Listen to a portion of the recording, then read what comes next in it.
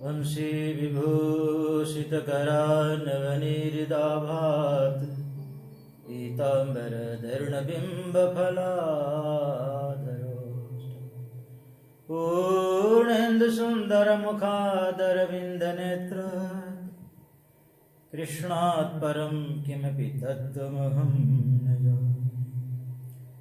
कृष्ण त्वदीयपदपङ्कजपञ्जरान्ते अद्यैव मे विशदमानचराजहंस प्राणप्रयाणसमये कफवातपित्तै कण्ठावरोधनविधौ स्मरणं कुतस्ते।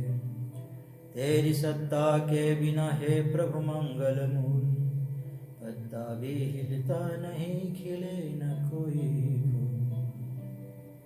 सभी श्रोतागणों को मेरा सादर प्रेम प्रणाम। परमात्मा की असीम कृपा से श्रीमद् भागवत प्रवचन श्रृंखला का यह 23वां दिवस प्रारंभ होने जा रहा है। कल हम लोगों ने सुना भगवान कपिल देव जी अपनी माता देवहूति को सांख्य योग, अष्टांग योग, भक्ति योग का वर्णन करते हैं और सबसे सरल उपाय उन्होंने बताया कि भक्ति योग है, उसमें कुछ करना नहीं है, समर्पित होना है, केवल परमात्मा के प्रति समर्पित होना। ऐसे तो भक्ति के कई प्रकार बताए हैं। ऐसे तो 81 प्रकार है, मुख्य 9 प्रकार है, उसमें भी 3 प्रकार मुख्य है। तो श्रवणम, कीर्तनम, विष्णु स्मरणम, पाद सेवनम, अर्चनम, वंदनम, दास्यम, सख्यमात्मा निवेदनम। किसी प्रकार से भी भगवान की लीला कथा का श्रवण करें, मनन करें, चिंतन करें, कीर्तन करें, सखा मान करके भजें, गोपियों ने पति मान करके भजा, किसी ने शत्रु मान करके चिंतन किया। इस प्रकार से किसी प्रकार से भी कुल मिला करके भगवान से जुड़ना चाहिए। जैसे जुड़ सकते हैं वैसे जुड़ें तो भी कल्याणी होगा। कंस ने भय से चिंतन किया, शिशुपाल ने द्वेष से किया। इस प्रकार से कैसे भी हो, इसीलिए कहा है तस्मात् केन उपायेन मना कृष्णे निवेशेत। किसी प्रकार से भी हो मन को भगवान में लगाना चाहिए, भगवान से जुड़ जाना चाहिए। ये भक्ति है।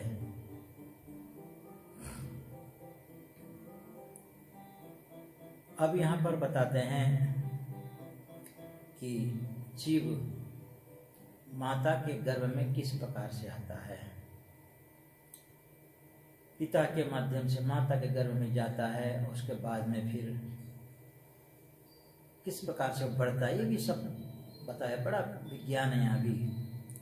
कललम त्वैकरात्रेण पंचरात्रेण बुद्बुदम दशाहेन तु करकंधूप्यस्यंडम व ततः परम। एक रात्रि में वो जो रज और वीर्य मिल करके उसका कलल नाम होता है,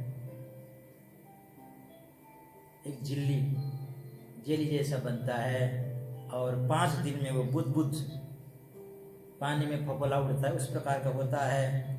और 10 दिन में बेर के समान हो जाता है, थोड़ा थोड़ा गोला गोला उसी आकार में। उसके बाद में फिर वो मांसपेशी बन जाता है, और 1 माह में उसके सिर निकलने लगते हैं, सिर निकल जाता है। 2 माह में हाथ पाँव आदि के चिन्ह प्रकट होने लग जाते हैं। 3रे माह में वो जो है नख, रोम, अस्थि, चर्म वगैरह बनने लग जाते हैं। और उसके बाद में फिर स्त्री पुरुष के चिन्ह, लड़का है या लड़की है, उसके छिद्र इत्यादि वगैरह प्रकट हो जाते हैं। और 4थे मास में वह 7 धातुएं बन जाती हैं उसमें, शरीर में से। क्या क्या धातु है? रस, रक्त, मांस, मेद, मज्जा, अस्थि, शुक्र इत्यादि उसमें बनने लग जाते हैं। और 5वें माह में उसे भूख लगने लग जाती है उस प्राणी को।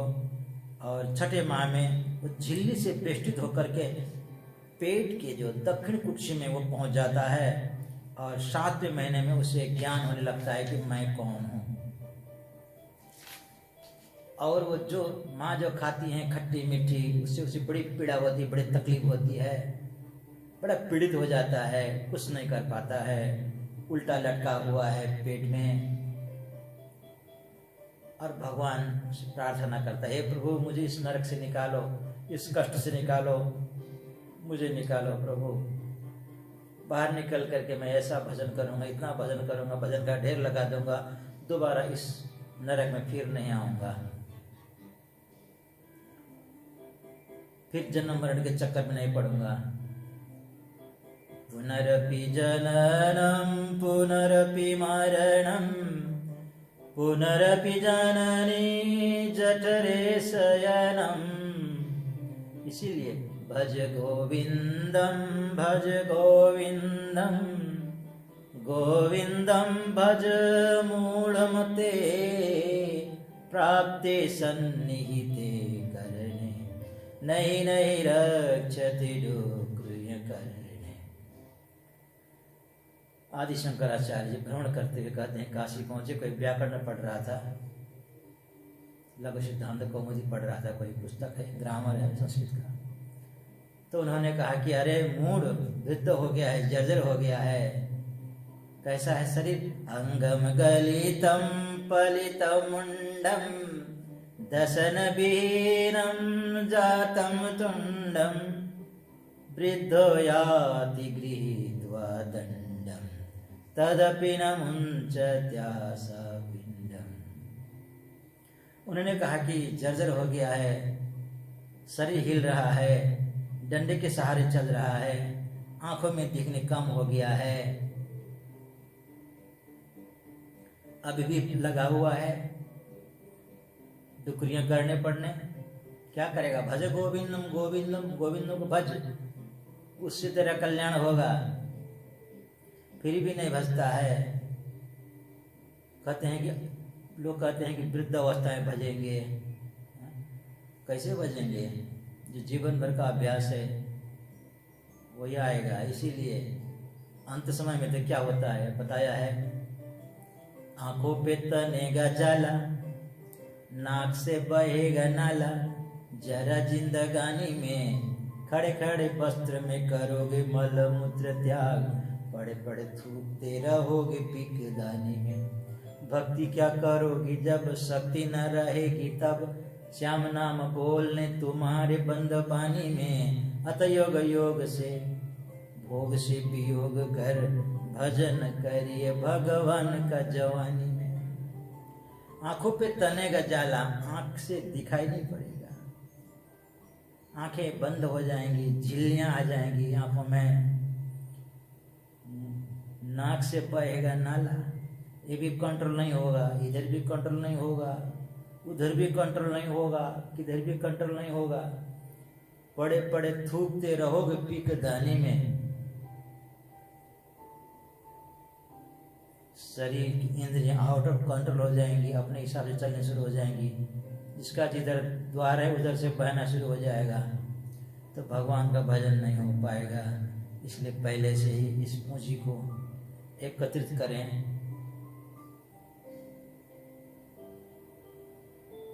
और कहते हैं जब वो बच्चा पेट में उल्टे लटक करके भगवान से प्रार्थना करता है, प्रभु मुझे इस नरक से निकालो, फिर 10वें महीने में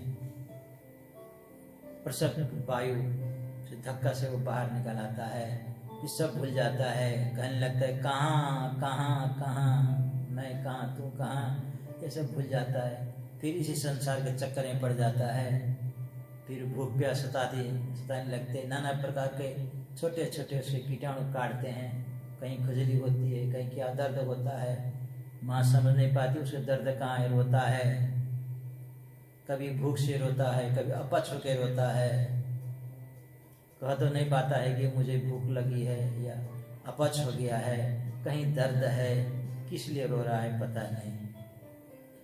इस प्रकार से कुछ बड़ा हो जाता है और खेलने में लग जाता है, और जवानी आते आते फिर माया मोह के चक्कर में पड़ जाता है, बुढ़ापे में फिर शरीर जर्जर हो जाता है, भगवान का भजन करता नहीं है, फिर इसीलिए उसी चक्कर में पड़ जाता है। ऐसा जब करते हैं तो क्या है, तो कहा है नरक की यात्रा होती है। फिर उसकी यम विद्युत उसके पकड़ के ले जाते हैं, 90,000 योजन का मार्ग है, घसीटते हुए ले जाते हैं उसको। वो तड़पता है और खौलते हुए तेल में डालते हैं।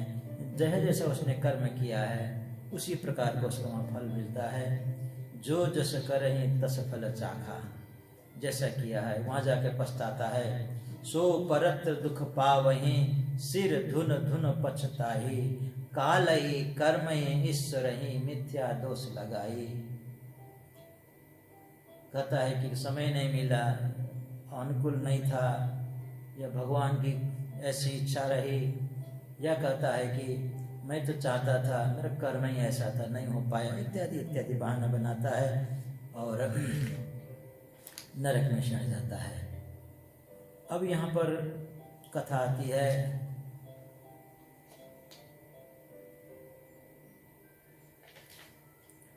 चतुर्थ स्कंद यहाँ से प्रारंभ होता है। इसका नाम है विसर्ग लीला।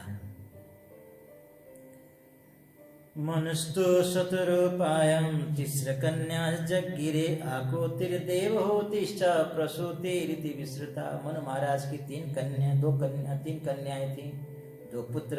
उनमें से मझली वाली लड़की का जो चरित्र है हम लोगों ने सुना, देवहूति का। अब सबसे बड़ी वाली जो लड़की है उसका नाम है आकुति। आकुति की शादी हुई रुचि प्रजापति, रुचि नाम के प्रजापति से।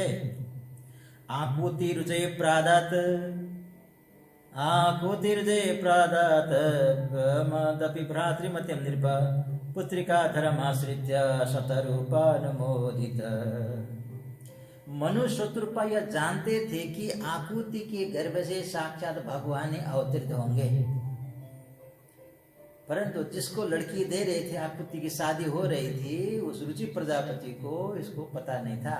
इसलिए उन्होंने शर्त रख दिया, कहा कि ऋषिवर मैं कन्या तो आपको दूंगा, परंतु जो पहला लड़का होगा वो आप हमको देना होगा, मैं उसको गोद ले लूंगा। उन्होंने कहा कोई बात नहीं, कोई हर्ज नहीं, आप ले लीजिए गोद। फिर समय आया, यज्ञ और दक्षिणा नाम के 2 संतान उत्पत्ति हुई। 2 संतान ने जन्म लिया और भगवान नारायण थे, साक्षात यज्ञ तो, और मनु महाराज अपनी गोद ले लेते हैं। और आगे जाकर के दक्षिणा और यज्ञ की शादी होती। अब ये कहेंगे कि ये तो बड़ा अन्याय है, ये तो बड़ा पाप है। देखिए ये भगवान है, वो साक्षात विष्णु के अवतार हैं, और वो जो ये दक्षिणा है लक्ष्मी जी हैं। इन लक्ष्मी की शादी विष्णु से ही होगी और किससे नहीं हो सकती है। और भगवान का नियम भगवान पर लागू होता है, पशु का नियम पशु पर लागू होता है। जो जैसा है उसी प्रकार मनुष्य का नियम मनुष्य पर ही लागू होता है। इसलिए यह अधर्म नहीं है, धर्म ही है। और दूसरा इसका तात्पर्य यह भी है, यज्ञ में दक्षिणा देनी चाहिए। बिना दक्षिणा का यज्ञ है तामस यज्ञ कहलाता है। इसीलिए क्या है कि यज्ञ की शादी दक्षिणा से ही होगी, यानी दक्षिणा की शादी यज्ञ से होगी। इन दोनों का संबंध बहुत पुराना है, यानी भगवान विष्णु लक्ष्मी हैं। इसलिए यज्ञ में दक्षिणा देना चाहिए। दक्षिणा नहीं देंगे तो तामसी यज्ञ कहलाता है वो यज्ञ। इन दोनों से धर्म की उत्पत्ति होती है। देखिए तभी धर्म होगा ना, यज्ञ में दक्षिणा नहीं देंगे धर्म कैसे उत्पन्न होगा। इसलिए धर्म की यहाँ धर्म का वंश भी यहाँ पर है। और भी यहाँ पर कई कथाएं, छोटी छोटी कथाएं हैं। अत्रि की पत्नी अनुसुईया से दत्तात्रेय, दुर्वासा और चंद्रमा जन्म लेते हैं। जो अत्रि हैं ब्रह्मा जी के पुत्र, मानस पुत्र, और कर्दम की जो कन्या थी अनुसुईया, इन दोनों की शादी होती है। और अनुसुईया ने अपने भक्ति के प्रभाव से, अपने पातिव्रत धर्म के प्रभाव से ब्रह्मा विष्णु महेश को भी छोटा छोटा बालक बना दिया था।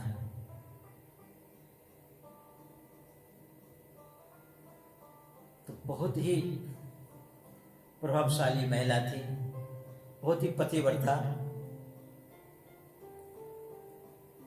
जब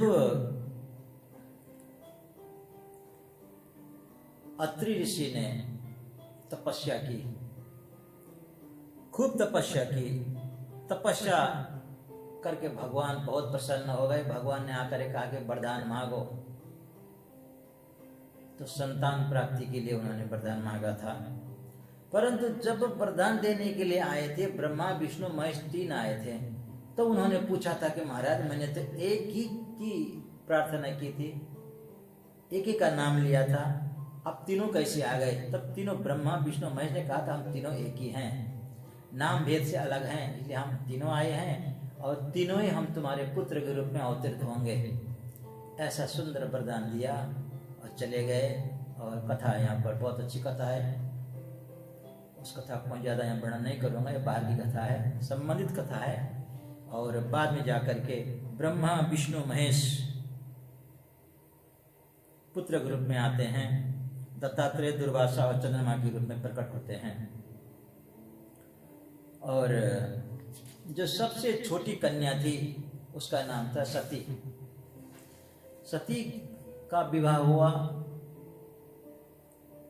दक्ष के साथ, और जो छोटी कन्या सती का विवाह, उनकी कोई संतान नहीं हुई। तो तुरंत मैत्रेय से विदुर जी ने पूछा महाराज बताइए संतान क्यों नहीं हुई? तब कहा कि कहानी बहुत लंबी है। एक समय की बात है, ब्रह्मा जी ने अपने पुत्र दक्ष को प्रजापति बना दिया, प्रजापति का भी प्रजापति,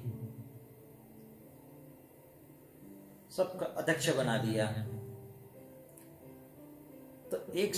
तो उन्होंने एक सभा बुलाई, क्योंकि कोई किसी को भी कोई पद देते हैं ना लोग, सब मिलकर के उसका स्वागत सत्कार करते हैं।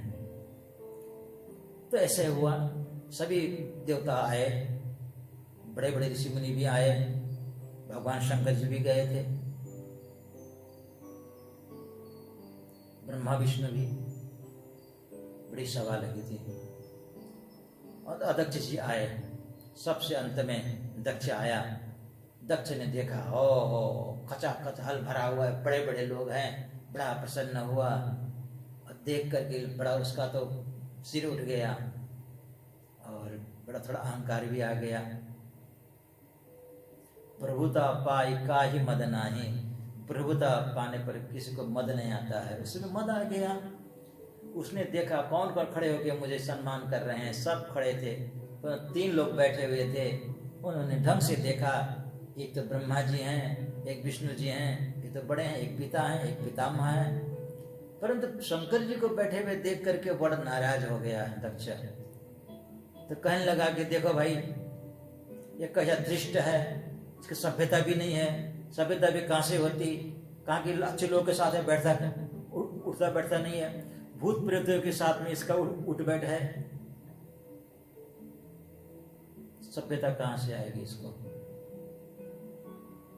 तब पर भी भगवान नहीं बोले, चुपचाप सुनते रहे। और आखिर में कहा कि देखो प्रेता घोरेशु पासेशु, प्रेतों के साथ में रहता है, शमशान में रहता है, मैं तो इसका कन्या देने वाला भी नहीं था। कहता है गृहीत्वा मृग सावाख्या पाणी मर्कट लोचना प्रत्युत्थान विवादार्हे वाचप्य कृतनोचित। इतना मर्कट लोचन, अरे कहाँ तो मेरी कन्या मृग लोचनी, कहाँ के बंदर किसी आंख वाला ये शंकर, मैं तो इस लड़की देने वाला भी नहीं था। ब्रह्मा जी ने मुझे आग्रह किया, मैंने कन्या दे दी। मैंने भी सोचा कि बाद में सुधर जाएगा। कहाँ का सुधरा, देखो कैसे दृष्ट है, आंख बंद करके बैठा हुआ है। इस प्रकार से बड़ा बढ़ाने लगा। शंकर जी ने उत्तर नहीं दिया तो और नाराज हो गया। तो नंदीश्वर बैठे हुए थे, उन्होंने कहा कि है ज्यादा बोल रहा है। नंदी बोलने लगे। तो नंदीश्वर ने जब कहा कि तो ज़्यादा बोलता है, ज़्यादा बकबक कर रहा है, तेरा सिर बकरी का हो जाए, लग जाए। तो उधर से भृगु महाराज उठे, ब्राह्मणों का पक्ष लेकर कहा कि जाओ, शंकर जी के जितने भक्त हैं सब पाखंडी हो जाए, इस प्रकार से दिया।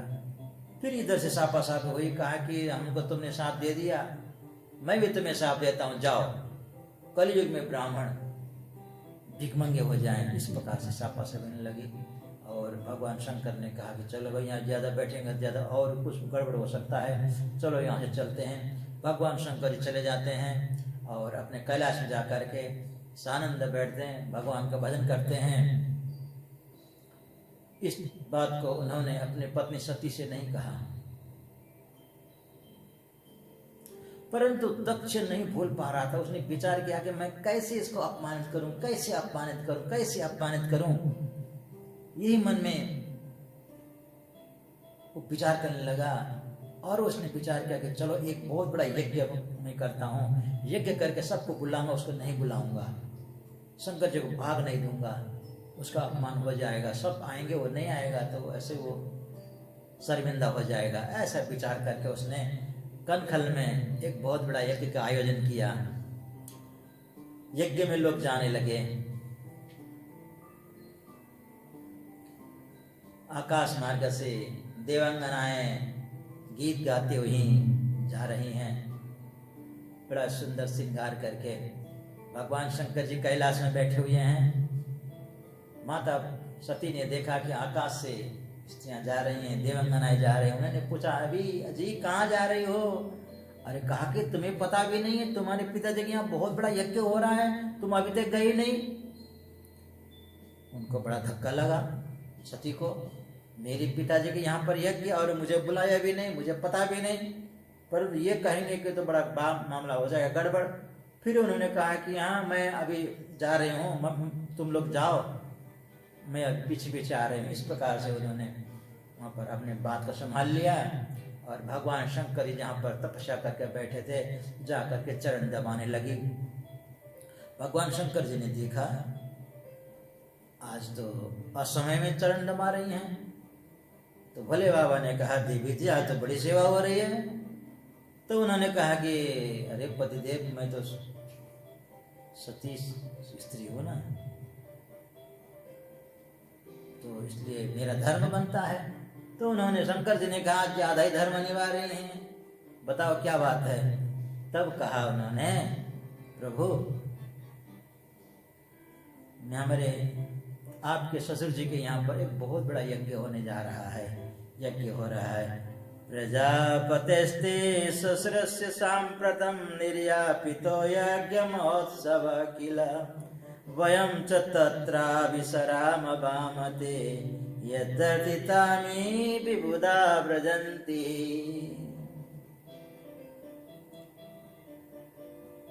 तो उन्होंने कहा, आपके ससुर जी के यहाँ पर बड़ा यज्ञ हो रहा है। ये नहीं कहा कि मेरे पिताजी के यहाँ पर। यदि कहते, उन्होंने विचार किया मैं अपने पिता के यहाँ पर यज्ञ हो रहा है कहूँगे तो हो सकता है वो कहें कि जाओ तुम्हारे पिताजी के यहाँ तुम चली जाओ। इसीलिए उन्होंने कहा कि आपके ससुर जी के यहाँ पर बड़ा यज्ञ हो रहा है। प्रजापतिस्ते ससुर सांप्रतम निर्यापितो यज्ञ महोत्सव किला। प्रजापति तक चाहे आपके ससुर जी में बड़ा यज्ञ हो रहा है, हम लोग भी चलें। तो भगवान शंकर जी ने पूछा, निमंत्रण आया? कहा कि आया नहीं। और उन्होंने कहा कि अपने पिताजी के यहाँ निमंत्रण की क्या जरूरत है, अपने गुरु के यहाँ पिताजी के यहाँ पर कोई बड़ा यज्ञ हो रहा, कुछ हो रहा हो तो बिना बुलाए जाना चाहिए, बुलाने की क्या जरूरत। तो भगवान शंकर जी ने कहा, बहुत अच्छी बात है, इसको तो सही है, परंतु जहाँ जाने पर सम्मान न हो। आवत को हर से नहीं नहीं नन नहीं स्नेहा, तुलसी वहाँ न जाइए चाहे कंचन बरसे नेह, कंचन बरसे में है। जाने पर सत्कार न हो, आंखों में प्यार न हो, वहाँ पर सोने की बारिश भी हो ना, देवी वहाँ नहीं जाना चाहिए, क्योंकि वहाँ पर तुम्हारा सत्कार हमारा सत्कार होने वाला नहीं है। कहा कि क्यों? तब उन्होंने कहा बहुत पहले की बात है, प्रयागराज में एक बहुत बड़ा सम्मेलन किया था, तुम्हारे पिताजी ने, सभा हुई थी।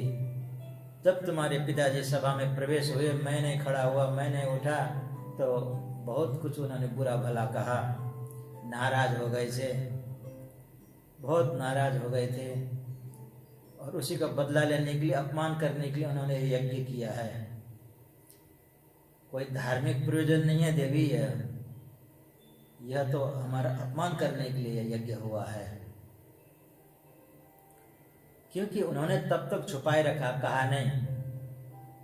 भगवान शंकर जी ने नीति भी यही कहती है, रही मन निज मन की व्यथा, मन ही राखो गोय, सुनीठ लय हैं लोग सब, बांटिन लय हैं कोय। मन की व्यथा किसी को कहेंगे तो ऐंठ लेंगे, हंसी मजाक करेंगे, दुख तो बांटेंगे नहीं, और जो घाव फोड़ देते हैं ना, ऐसे फोड़ देंगे और दुखी कर देंगे। इसलिए कर रहे मन निज उर की व्यथा, कहाँ से कहूँ निशंक, मैं जहाँ से उर की कहूँ, सो पुनि मारे डंक। उर की व्यथा कहूँ तो बाद में फिर भी शंख वो सर्प की तरह उल्टे मुझे उसी का प्रयोग करेगा। इसलिए मैंने किसी को नहीं कहा देवी, मैंने तुमसे भी नहीं कहा। इसलिए तो कहा उन्होंने, अच्छा ससुर जमाई की जो बवाल था अभी तक आपने हमको नहीं बताया, चलिए कोई बात नहीं, भूल गए होंगे, पिताजी ऐसे नहीं करते, हमारे पिताजी बहुत अच्छे हैं। चलिए, शंकर जी ने कहा नहीं जाना ठीक नहीं है देवी, तो जाओगी तो बड़ा अपमान होगा वहां पर। तो जाने को तत्पर हुई वो। यद्यपि जगत दारुण दुख नाना, सबते कठिन जाति अपमाना। वहां जाएंगे तो अपने लोगों द्वारा अपमानित होने से बड़ा, उससे ज्यादा बड़ा कोई दुख नहीं होता है। देवी जाना सही नहीं है, मानी नहीं। तो कहते हैं कि भगवान शंकर जी बैठे हुए हैं, कभी देवी जी प्रवेश करती हैं अंदर, कभी बाहर जाती हैं। तो निर्विशति प्रवेशति द्विधा शशा, इस प्रकार से कहा है। कभी कहते ठीक है आप नहीं जाएंगे तो मैं जाऊंगी, फट से द्वार से बाहर निकल जाती है, फिर विचार करती है कि मैं अकेले जाऊंगी, इस प्रकार से बिना कहे जाऊंगी तो बाद में अच्छा नहीं होगा। फिर लौट के आती हैं, फिर मनाने लगती हैं, फिर मानते नहीं है, फिर नाराज होकर के बाहर चली जाती हैं, कभी अंदर जाती हैं। यहाँ पर मैत्र जी कहते हैं ऐसा लगता है कि दो सती हो गई, एक अंदर जा रही है, एक अंदर आ रही है, एक बाहर जा रही है। आखिर में अंत में भगवान ने जाने से मना कर दिया। तो उन्होंने कहा, नाराज हो गई, ठीक है आप नहीं, आप नहीं जाएंगे तो क्या, आप जाने नहीं देंगे तो क्या, मैं नहीं जाऊंगी, मेरे पिताजी का अवश्य जाऊंगी। तो फिर जबरदस्ती नाराज होकर के वो चली जाती हैं सती। तो भगवान शंकर जी ने अपने शिव गणों को बुलाया, बुला करके कहा कि तुम लोग माता के साथ में जाओ और उनके जितने भी हैं खिलौने हैं, वस्त्र हैं, सब लेके जाओ। भगवान शंकर जान गए कि अब भला होने वाला नहीं है, सती का भला होगा नहीं इससे, इसीलिए उन्होंने सब कुछ वहां से भेज दिया ताकि उनकी याद न आए। यहाँ पर दुर्घटना घटने वाली है ये उन्हें निश्चित हो गया, क्योंकि स्त्री हट वो जान गए, योगी हट, स्त्री हट, बाल हट। कहते हैं कि बहुत तीनों खतरनाक है। भगवान शंकर जी ने विचार किया स्त्री हट है, ये नहीं मानने वाली है, जब तक दुर्घटना नहीं घटेगी तब तक मानेगी नहीं, तब तक घटते घटते बहुत देरी हो जाएगी, लौट करके भी आने वाली नहीं है। इसलिए उन्होंने अपने गणों को, नंदी को कहा कि तुम साथ में जाओ, और कुछ गणों को भेज दिया। पिता भवन जब गए भवानी, दक्ष त्रास काहु न सनमानी, सादर भल ही मिली एक माता, भगिनी मिली बहुत मुस्काता। पिता भवन जब गई भवानी, दक्ष त्रास काहु न सनमानी, इधर में तो नंदी में सवार हैं और कल्पना कर रहे हैं, मैं जाऊंगी, पिता को कहूंगी आपने अपने दामाद को नहीं बुलाया, चिट्ठी नहीं भेजी, मैं नाराज हूँ आपसे, इस प्रकार से कहूंगी, जाऊंगी, बहनें मेरे आए होंगे, मैं उनसे मिलूंगी, माता से मिलूंगी और गले लग के रोऊंगी। इस प्रकार से नाना कल्पना कर रही हैं और दक्ष के यहाँ पर पहुंच जाती हैं। कनकल लेने के लिए अगवानी करने कोई नहीं आया। पहले पहले सब लोग दौड़े दौड़े आते थे, नौकर चाकर भी आते थे, पिता माता स्वयं आते थे, गले लगते थे, स्वागत सत्कार करते थे, पूछते थे बेटी कैसी हो, दामाद जी कैसे हैं, इस प्रकार से पूछते थे। आज कोई आया नहीं। दक्ष ने सबको कह दिया था हो सकता है कि वो आएगी, वो आए तो कोई स्वागत सत्कार नहीं करेगा। सबको डांट फटकार लगा रखा था, इसलिए कोई स्वागत सत्कार करने नहीं गया। तो सादर भले ही मिली एक माता, वहां पहुंचती हैं बहनें, व्यंग्य में हंसी करती हैं, कहती हैं अच्छा तो आ गई, अरे जब तू नहीं आई थी मुझे लग रहा था कि बेचारी आएगी नहीं आएगी, सुना है कि तुम्हें निमंत्रण भी नहीं भेजा। इस प्रकार से व्यंग्य करने लगी और दक्ष को जाकर के मिली। दक्ष ने बिल्कुल बात भी नहीं की, उसने प्रणाम किया, प्रणाम का भी उसने प्रत्युत्तर नहीं दिया। माता ने गले लग कर के रोई, कुपुत्रो जायते, माता कुमाता कभी होती नहीं है, परंतु संतान कुपुत्र हो सकते हैं, कुछ संतान हो सकते हैं।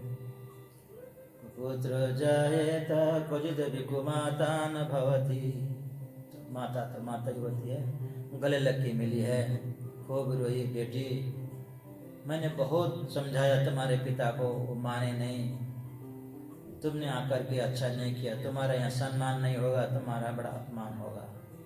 इस प्रकार से बहुत कुछ समझाया, बात हुई, रोई और कहा कि चलो मैं देखने जाती हूँ यज्ञ मंडप देखने जाती हैं। यज्ञ मंडप में उन्होंने यज्ञ मंडप का निरीक्षण किया है, सभी देवताओं को भाग है परंतु शंकर जी का भाग नहीं है। जब शंकर जी का भाग नहीं देखी तो बहुत उन्हें क्रोध आ गया। तब लगा कि मेरे पति ने सही कहा था जानने से तुम्हारा अपमान होगा देवी, अपमान सहन नहीं कर पाओगे और तुम देह त्याग दोगी, मेरा अपमान तुम्हें सहन नहीं होगा वहाँ पर। इसलिए उन्होंने सही कहा था, मेरे पति कितने कृपालु हैं, कितने दयालु हैं, कितने भोले बाबा हैं। और तब उनको याद आने लगी उनकी कृपालुता की, दयालुता की, सहजता की। कहने लगी दक्ष के सामने जाकर के, मेरे पति कितने दयालु हैं। जब भूत प्रेत रोते हुए आए महाराज, हमको शरण लिए, सब लोग हमको भगाते हैं, तो भगवान ने, मेरे पति ने उनको सबको शरण दिया, कहा कि कोई भी दुखी हो मेरे शरण में आ जाओ। इसलिए भगवान शंकर जी के पास में जितने भूत प्रेत गण सब साथ में रहते हैं, शमशान में निवास करते हैं। शमशान यानी एक समान सबको सम्मान करते हैं। इस प्रकार के मेरे पति को तुमने अपमान किया है। बहुत नाराज हो गई। तब कहते हैं कि उनको याद आ गई सब एक एक करुणा की बातें। जब भगवान शंकर जी ने वास्तु पूजन के लिए रावण को बुलाया था, जब लंका नगर का निर्माण किया उन्होंने,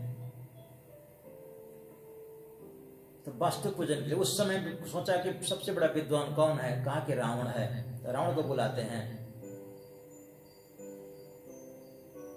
सोने की लंका, कहते हैं कि सती जी ने विचार किया एक बार कि बहुत सब लोग तो अपने महल में रहते हैं, ब्रह्माणी महल में रहती हैं, लक्ष्मी जी महल में रहती हैं, हम यहाँ पर केवल पड़े हुए हैं बाहर। तो उनका आग्रह किया बार बार, शंकर से कहा कि हम लोग का भी कुछ होना चाहिए, कोई महल होना चाहिए, दिव्य कुछ होना चाहिए, शहर होना चाहिए। तो उन्होंने कहा कि देवी यहाँ जितना आनंद है उस वहाँ पर आनंद नहीं है, मानी नहीं। तब उन्होंने क्या किया, सोने की नगरी बनाई, लंका, जिसे लंका कहते हैं। देखा, सती को कहा कि कैसा लगा, कहा कि बहुत सुंदर है। चलो इसका गृह प्रवेश करते हैं। तो वास्तु पूजन के लिए विचार किया कौन है सबसे बड़ा विद्वान इस दुनिया में। तब नजर गई रावण पर। रावण बड़ा पंडित था, बड़ा विद्वान था। रावण को बुलाया और उसने विधि विधान से पूजन किया। और पूजा के बाद दक्षिणा होती है ना, पंडित जी को दक्षिणा दी जाती है। कहा कि पंडित जी बताइए रावण जी क्या दक्षिणा दूं।